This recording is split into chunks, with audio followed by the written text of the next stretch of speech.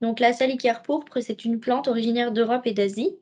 Elle a envahi les zones humides en bordure de route depuis le début du 19e siècle dans toute l'Amérique du Nord. Donc en termes de description, elle va mesurer environ 2,5 mètres de haut.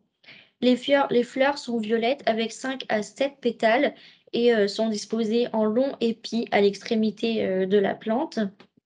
Les feuilles vont mesurer de 3 à 10 centimètres et ont des bords lisses. Et les rhizomes peuvent produire 30 à 50 tiges verticales et la tige est carrée. En termes d'habitat, elle se trouve généralement en bord d'étangs, de lacs, de cours d'eau, de plages, de fossés et de canaux d'irrigation, notamment dans les lieux qui sont immergés au printemps.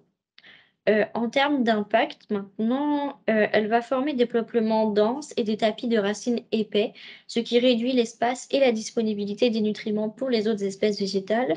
Elle dégrade l'habitat des animaux sauvages et peut réduire la biodiversité des écosystèmes.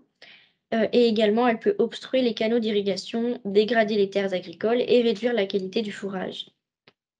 En termes de prévention et de contrôle, on va tout d'abord apprendre à la reconnaître et également couper les tiges avant la montée en graines, donc en juin, juillet et août, ou l'arracher manuellement.